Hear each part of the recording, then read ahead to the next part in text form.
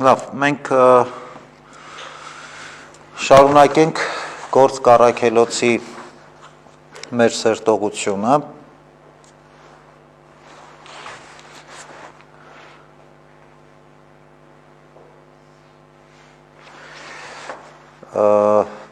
Վեցերորդ գլուխ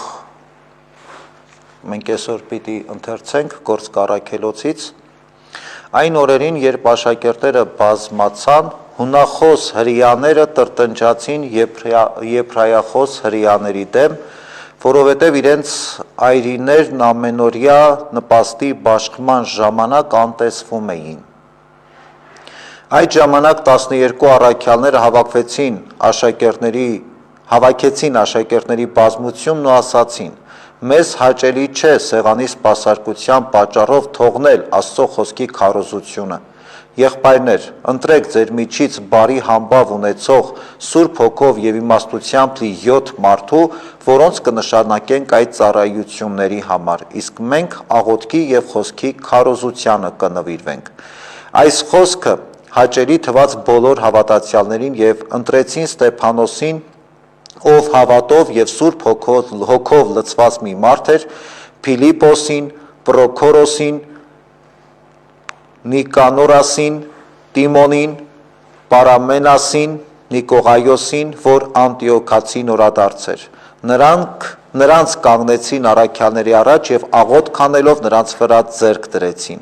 Եվ Աստծո խոսքն աճում էր ու աշակերտների թիվը Երուսաղեմում չափազանց մեծանում, նույնիսկ քահանաներից շատերը հնազանդվում էին հավատքին։ Այս առաջին հատվածում կարծում եմ պարզեր հասկանալի էր ինչի մասին է խոսքը ընդհանուր առմամբ։ 7 սարկավակների ընտրությունն էր, առաջին սարկավակները քրիստոնյա եկեղեցում և որոնց ընտրության պատճառը հիմնականում համայնքի մեծանալն էր և համայնքի կարիքներին ու հոգսերին նաև արձագանքելը։ Բնականաբար, ինչքան քրիստոնեական համայնքը մեծանում էր, մարդկանց թիվը ինչքան աճում էր, այնքան կազմակերպչական խնդիրներն էլ դառնում էին ավելի բարդ և բնականաբար այստեղ անհրաժեշտ էր մարդկանց օգնությունը,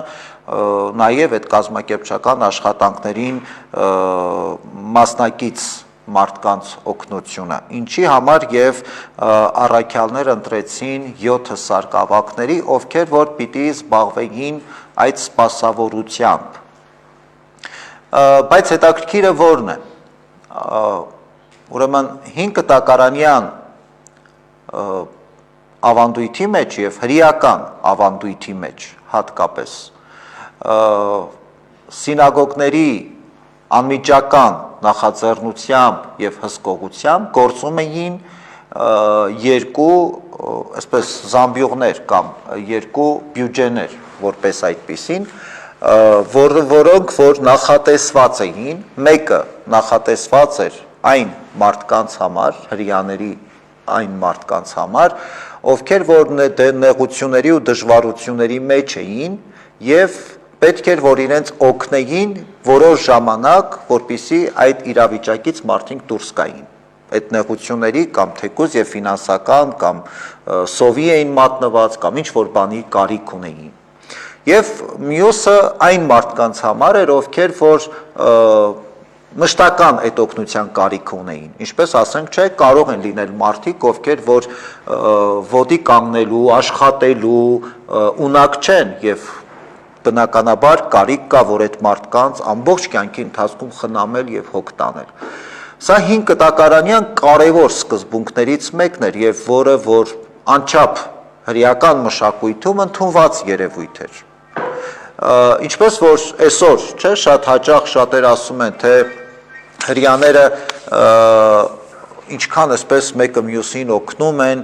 մեկը որ նեղության մեջ է, անմիջապես համայնքով այդ մարդկանց կարիքավորներին օգնության ձեռք են մեկնում և այլն և այլն։ Մենք այսպիսի շատ խոսակցություններ կամ այսպիսի օրինակներ շատ լսած կլինենք, կարծում եմ։ Դա գալիս է հենց այս մշակույթից։ Այնպես չի, որ դա հատուկ այսպես, դա 5 տակարանյան և նաև հոգևոր ակունքներ ունեցող կարևոր սկզբունք է, ինչը կարծում եմ, որ օրինակ է յուրաքանչյուրիս համար, յուրաքանչյուր հասարակության, յուրաքանչյուր ժողովրդի համար, որ մարդիկ, ովքեր որ ի վիճակի են հնարավորություններ ունեն, աշխատանք ունեն, նաև իրենց ունեցածից եւ նյութական եւ ոչ անպայման նյութական, ինչու՞ չէ նաև հոգեվոր ժամանակի հարց կլինի,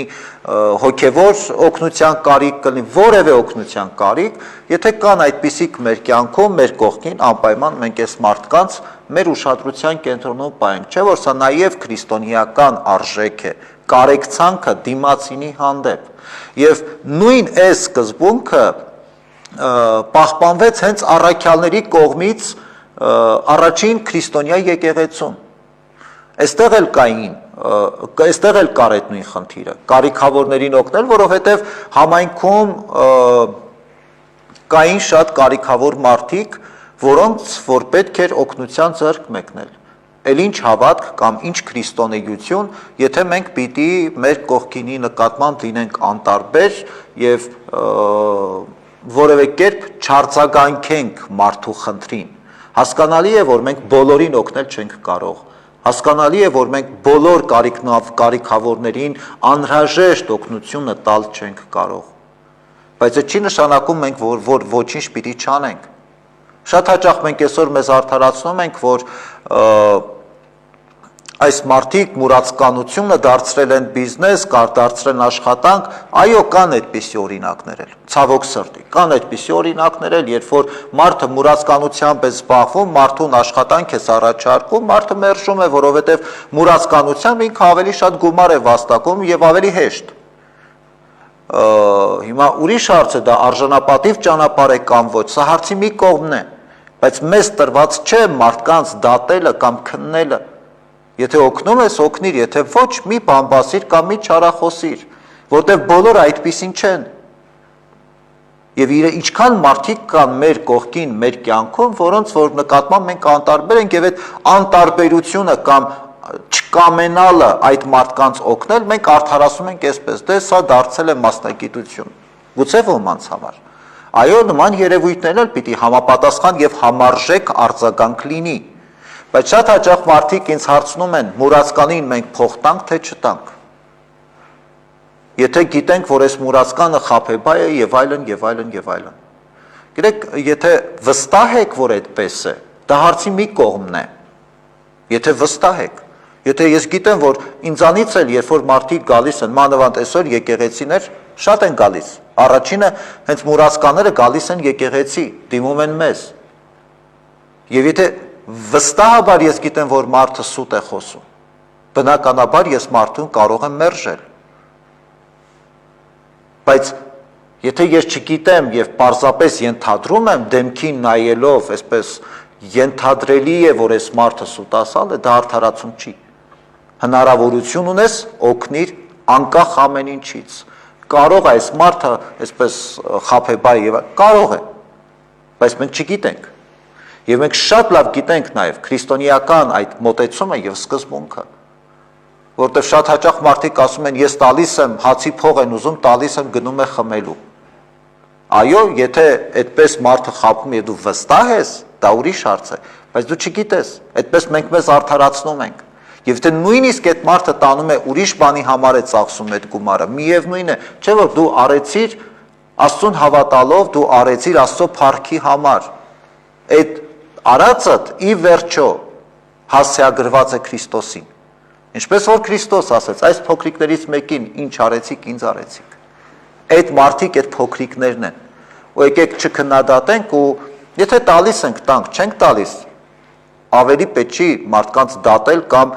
այսպես կեղծ կատեգորիաներով մեր չարածը, մեր անտարբերությունը արդարացնել։ Հիմա հրեական համայնքում, առաջին դարի հրեական համայնքում կային կար այսպիսի պառակտում, հունախոս հրեաները եւ եբրայախոս հրեաները, ավելի ճիշտ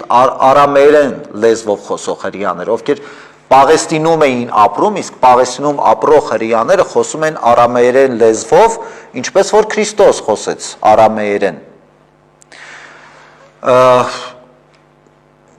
Ուրեմն այս երկու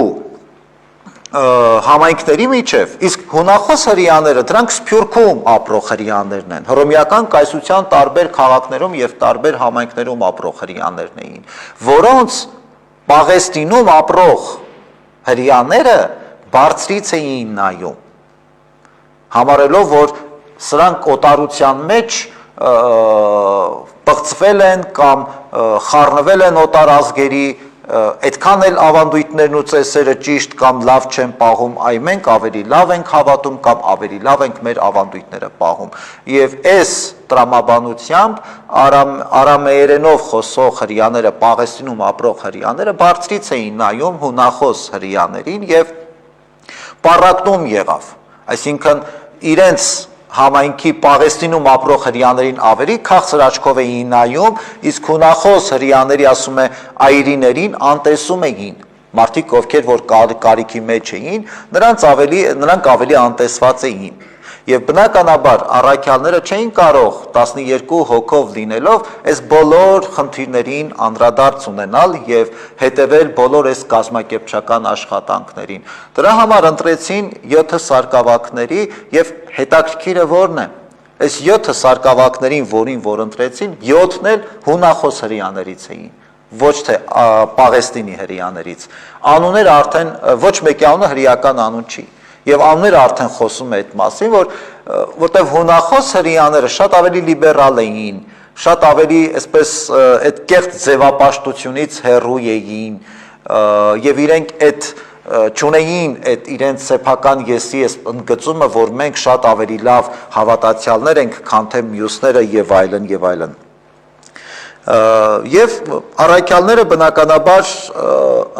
չուզեցին խառնվել այս տեսակ խոսակցությունների կամ այս տեսակ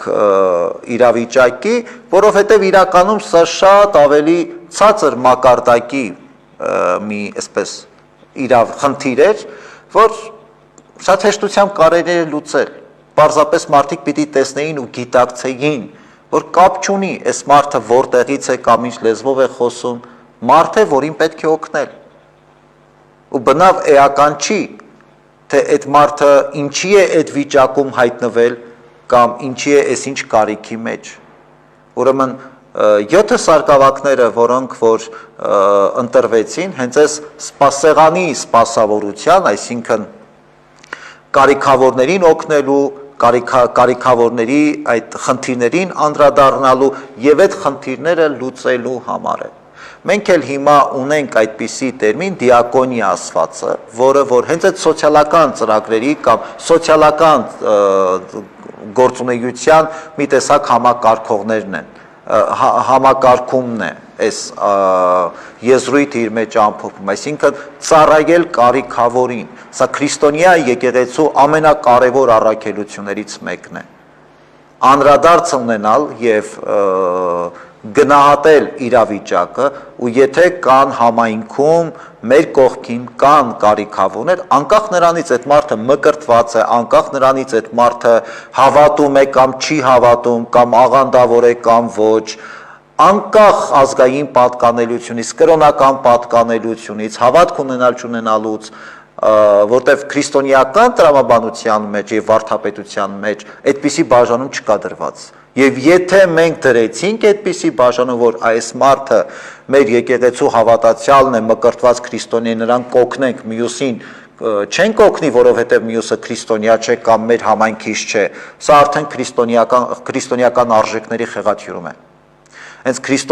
քրիստոնեության մեծությունն ու վեհությունը հենց սրանումն է կայանում, որ յուրաքանչյուր մարդու մեջ մենք մարդ տեսնենք, անկախ նրանից այդ մարդը ում է հավատում կամ չի հավատում առհասարակ։ Եվ իհարկե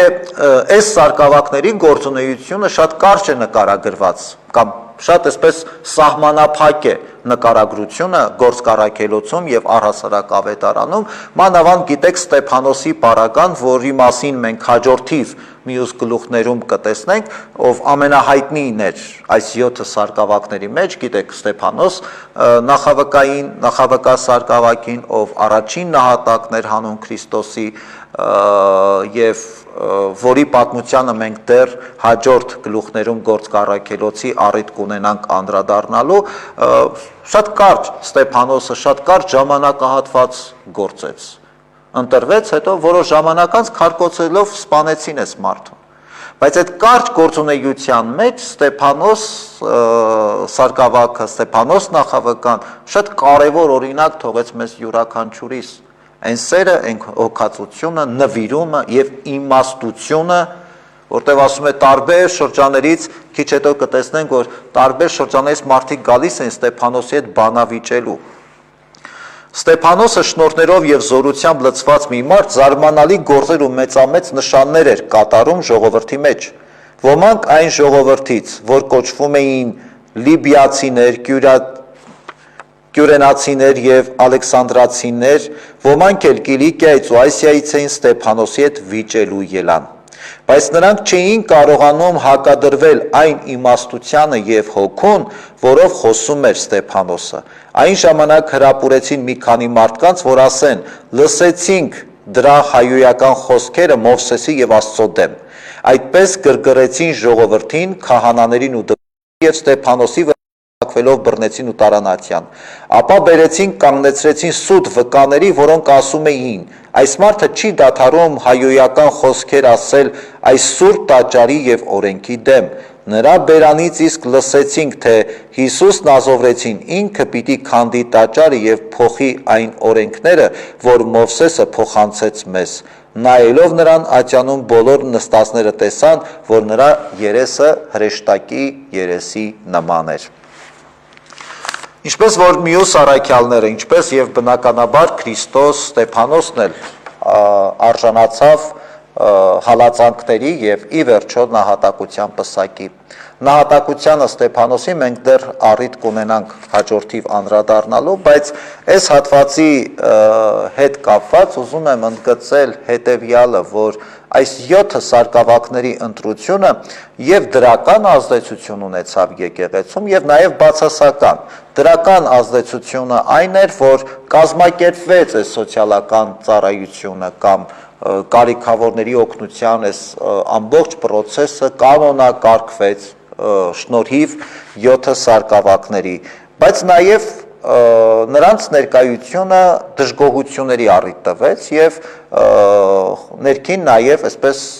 պայքարի առիթ տվեց, ինչպես որ այս հատվածում նկարագրվում է, որ տարբեր տեղերից եկան Ստեփանոսի հետ վիճելու, բանավիճելու, որովհետև Ստեփանոսի իմաստությանը մարդիկ չէին կարողանում դիմադրել եւ հակադարձել, ու ստիպված գնացին արդեն զրպարտության ճանապարհով, ինչը գիտեք կամ հիշում եք, արեցին Քրիստոսի հանդեպ,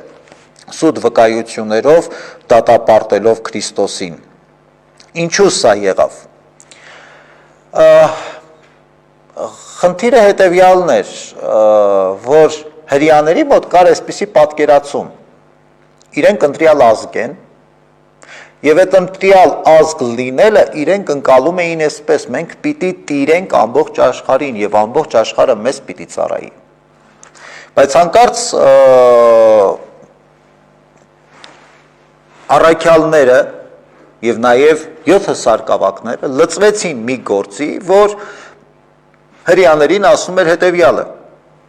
դուք պիտի ճանաչեք Հիսուսին, ճանաչեք փրկությունը եւ նաեւ մյուս ազգերին առաջնորդեք դեպի այդ փրկությունը, այսինքն պիտի ծառայեք նաեւ մյուս ազգերին փրկության ճանապարհին, փրկության հասնելու համար։ Իհարկե սա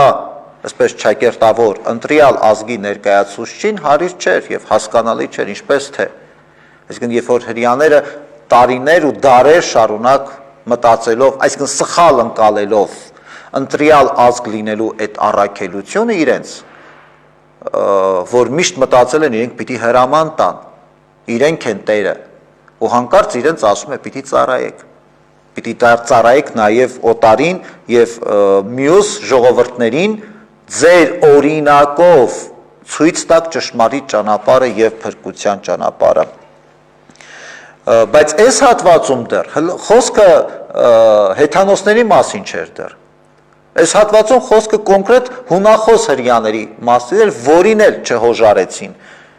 Պաղեստինում ապրող, դա էլ չուզեցին, նրանց կիսաօտար համարելով եւ Ստեփանոսի դեմ նաեւ այն հանգամանքը, որ Ստեփանոսը հունախոս հրեական համայնքից էր, նաեւ այս հանգամանքը ստիպեց, որ շատերը սկսեցին Ստեփանոսին խեթ հայացքով նայել եւ ի վերջո Ստեփանոսին զրպարտելով հասնել ատյան։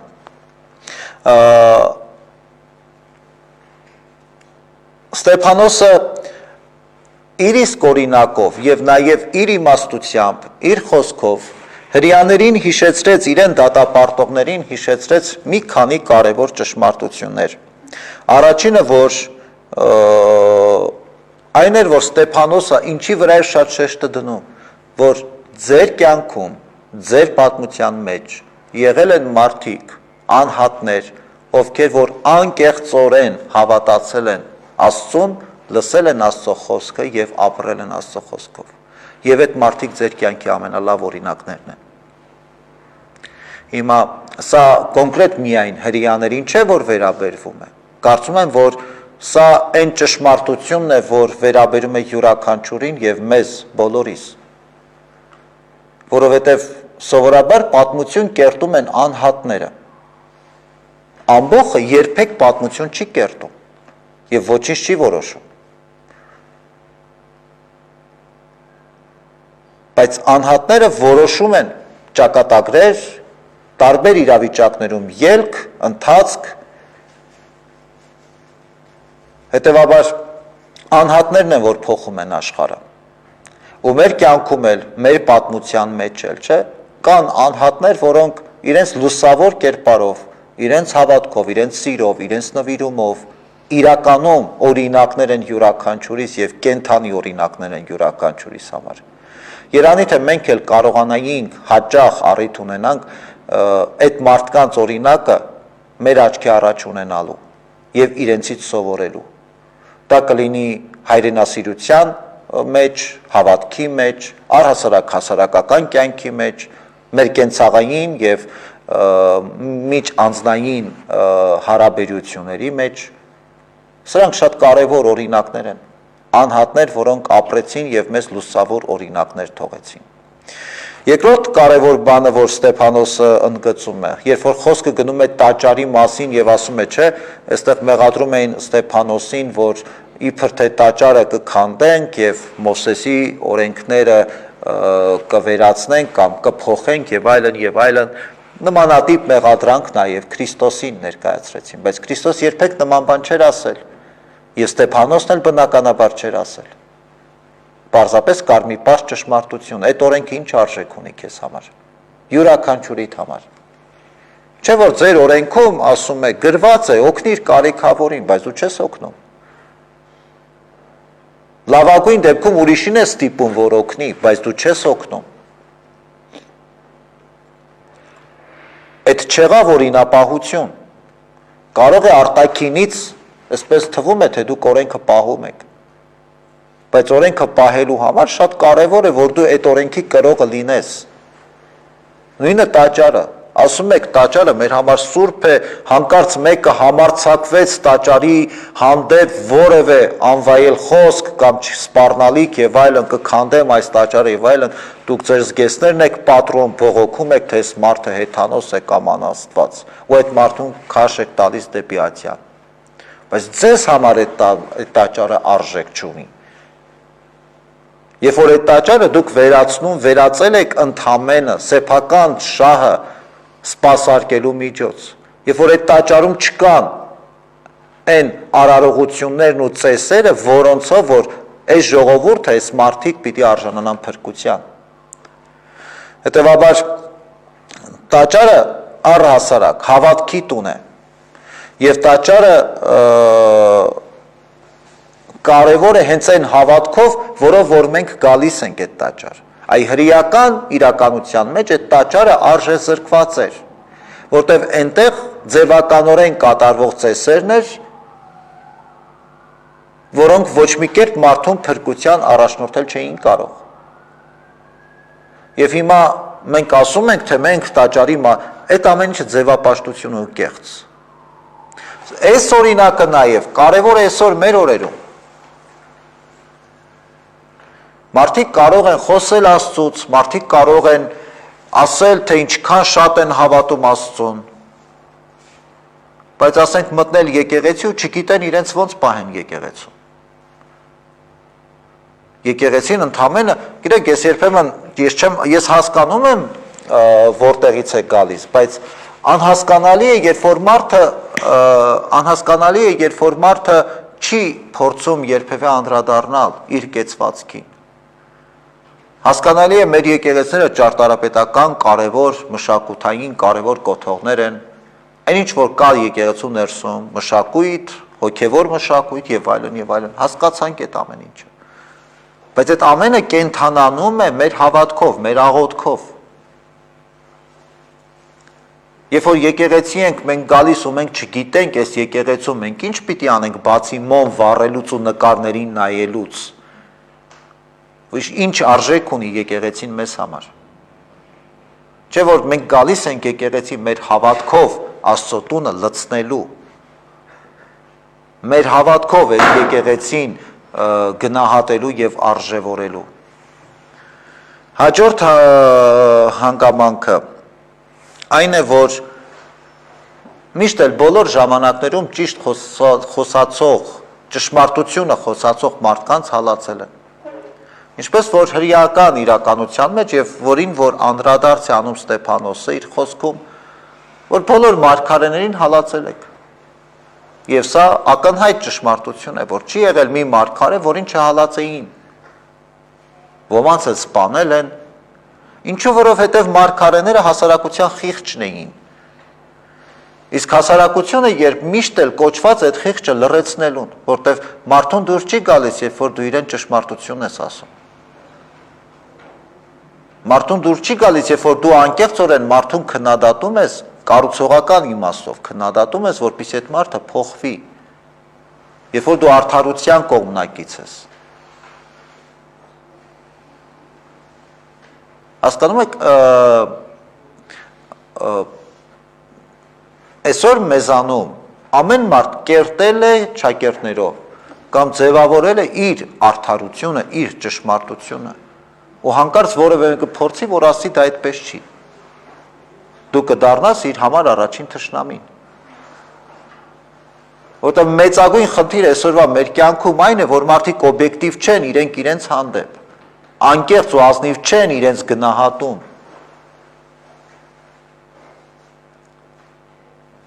Այսօր շատ հաճախ մանավանդ մարդիկ խոսում են պատերազմական իրավիճակից, ինչ տեղի ունեցավ, ինչ տեղի չունեցավ։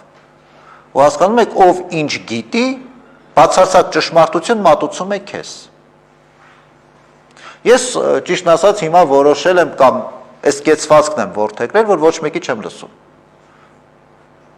Մանավանդ երբ որ ինձ էլ հարցնում են, ինչ գիտես Արցախից, ասում եմ, այն ինչ որ դուք բոլորդ։ Ինչ որ գիտեմ, ինձ համար գիտեմ։ Եվ այնպես չի, որ ես չգիտեմ ինչ գաղտնիքներ գիտեմ։ Գիտեմ այն ինչ որ ես եմ նախընտրում սոցցանցերից կամ լուրերից ընթերցել։ Ամեն ինչ չէ, որ ես ընթերցում եմ, ամեն ինչ չէ, որ ես նայում եմ։ Հիմա, բայց դա իմ որոշելիքն է եւ իմ մոտեցումն է, որը կարող է ուրիշի համար այլ կերպ ընկալվել կամ չընդունվել։ Բայց այսօր ամեն մարդ գիտի բացարձակ ճշմարտությունը։ Ու ոչ միայն գիտի, դա փորձում է քեզ պարտադրել, այ դու չգիտես, սա այսպես է։ Գիտեք, ես շատ հաճախ առիթ եմ ունենում վերջին օրերին հատկապես եւ մտածելու եւ մարդկանց ասելու, որ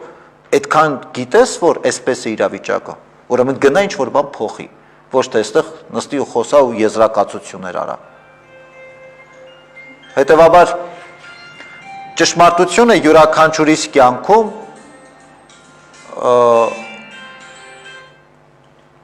ճշմարտությունը յուրաքանչյուրիս կյանքում ունի մեկ աղբյուր։ Չի կարող ամեն մարդ լինել ճշմարտության աղբյուր։ Ամեն մարդ կարող է նույն կամ մեկ բացարձակ ճշմարտության կրողը լինել։ Հիմա հասկանալի է, որ այդպես դժվար է, այդպես կարող ես եւ հալածվել, բարի ուղիղ եւ լայն իմաստով։ Բայց հիմա այդպես է, ընտրությունը յուրաքանչյուրինս է։ Եթե մենք յուրաքանչյուր բարակա, եթե մարդը կրողն է որևէ արժեքի եւ այդ արժեքի համար պատրաստ է պայքարելու, ուրեմն պիտի հանձն առնի որոշակի դժվարություններ։ Ուզենք թե չուզենք, որովհետեւ այսօր էլ եկեղեցին մեր հասարակության խիղճն է։ Մենք միշտ չի որ պատրաստ ենք լսելու այդ խղճի ձայնը։ Մենք մեր խղճի ձայնը հաճախ չենք լսում։ Հետևաբար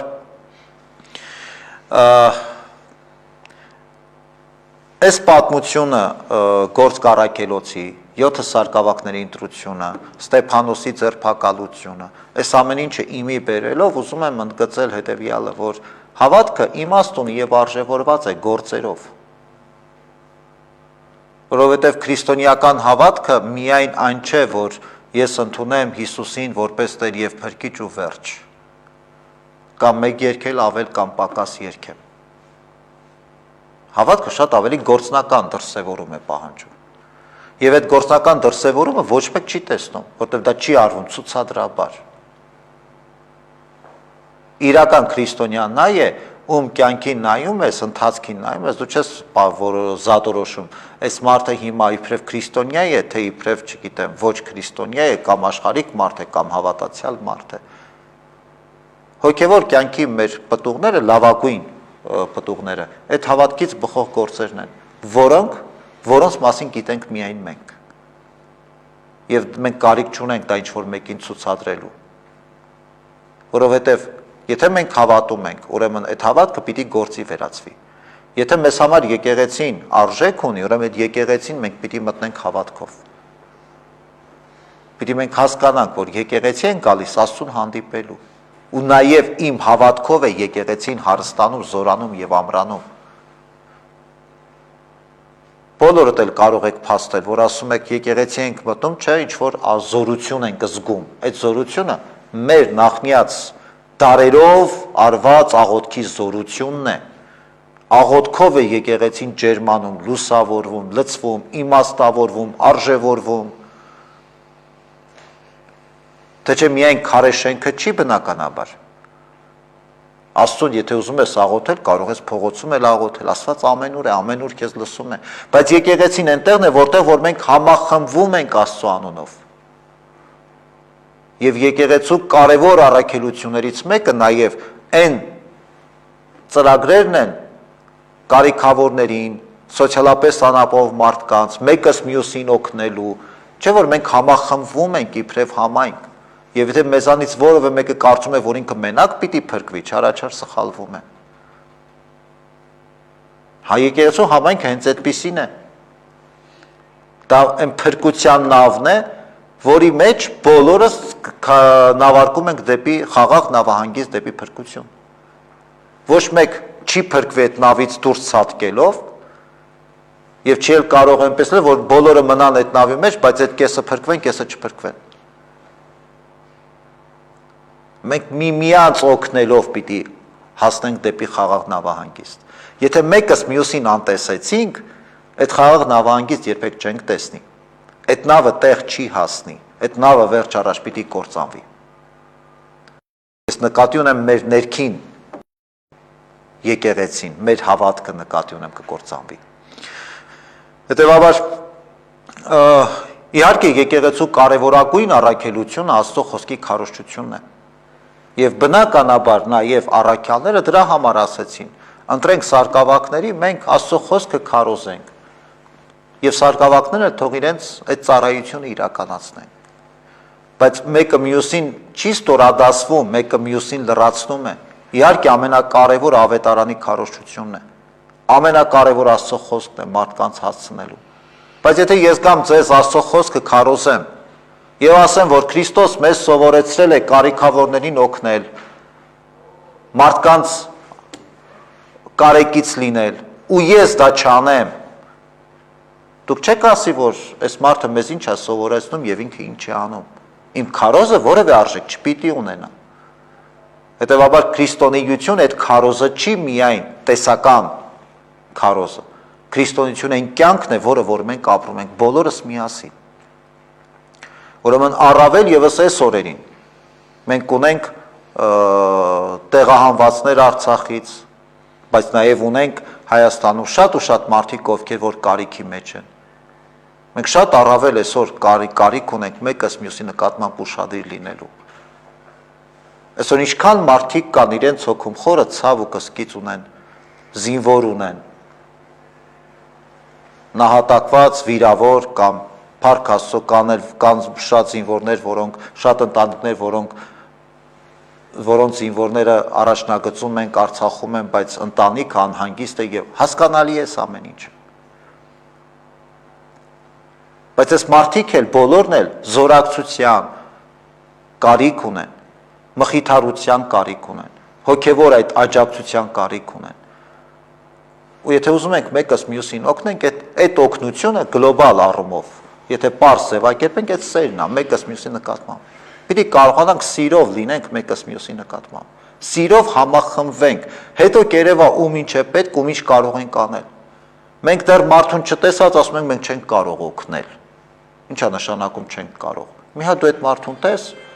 այդ մարդուն գուցե պետք չի որ դու ինչ-որ բան տաս անպայման։ Գուցե պետք է որ մեր ուշադրությունը, մեր սերը, մեր հոգատարությունը լինի այդ մարդու նկատմամբ։ Ինչի անպայման պիտի ինչ-որ նյութական բան տանք։ Հետևաբար, ինչպես որ Հակոբոս Առաքյալն է բացահայտում այդ կարևոր ճշմարտությունը, հավատք առանց գործերի մեռած է։ Հավատքն է, որ գործերն են, որ իմաստավորում եւ արժևորում են մեր հավատքը։ Երբ որ մենք այդ դեպքում արդեն կարիք չունենք մարդկանց ասելու մենք քրիստոնյա ենք, մեր գործերը արդեն վկայում են այդ մասին։ Երևի թե այսքանը, եթե հարցեր ունեք, խնդրեմ։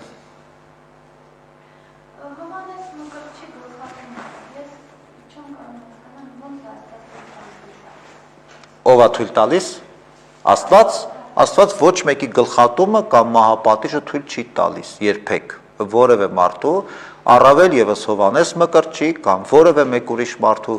մահապատիժը կամ գլխատումը Աստված թույլ չի տալիս։ Աստված մեզ տվել է ազատ կամք, Աստված չի միջամտում մեր կյանքին։ Հերովդես թագավորը որոշեց գլխատի եւ գլխատեց, Աստված չի միջամտում։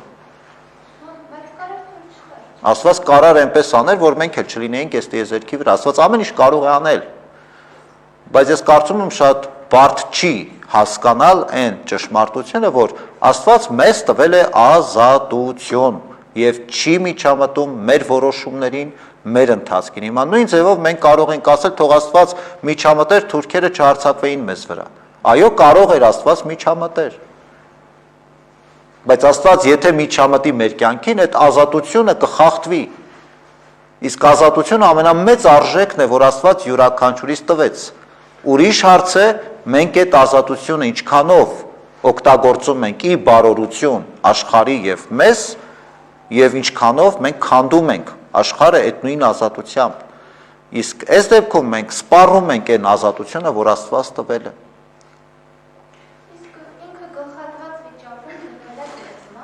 Այո։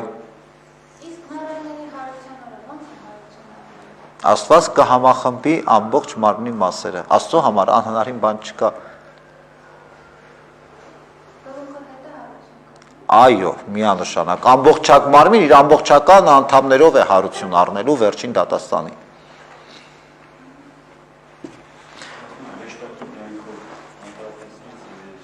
Ստեփանոսը, որ ասում է հրեշտակի, անկեղծ ես չեմ տեսել, անկեղծորեն, եւ հիմա փորձեմ հիշել որևէ մարդու երբե որ կյանքումս տեսել եմ հրեշտակի դեմքով, այս պահին կդժվարանամ, բայց ամեն դեպքում գուցե դուք ինչ որ մեկին տեսել եք, հրեշտակի դեմքով ասելով բնականաբար նկատի ունի են սերը, բարությունը, լույսը, որը որ կա, չէ, գիտեք, յուրաքանչյուր մարդ ունի այդ աստվածային լույսը իր մեջ։ Երեխաներ առաջին հերթին, որ մեր մտքին կարող են գալ, եւ առհասարակ մարդիկ, ովքեր որ ունեն, բոլոր մարդիկ այդ լույս ունեն իրենց մեջ։ Ուղղակի ուրիշ հարց է, մարդիկ կա, որ իրենք չգիտեն, որ ունեն այդ լույսը, կամ մարդիկ կան, որ գիտեն, բայց իրանց պետք չի այդ լույսը։ Բայց մարդիկ էլ կան, որ այդ լույսը իրենց մեջ շատ ավելի ակնհայտ երևում է։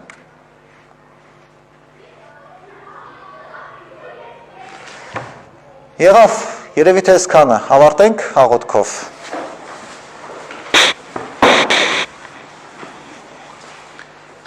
Պահպան Պահպանյաս մեզ Քրիստոս Աստված ընթովանյավ սուրբ եւ պատվական խաչիկով փրկյա ազատյա հերևելի եւ հաներևույթ թշնամվույն արժանավորյա գողությամբ փառավորելս Հայր եւ Որդի եւ Սուրբ Հոգի Հավիտյանս հավիտենից ամեն Աստված ձեզ հետ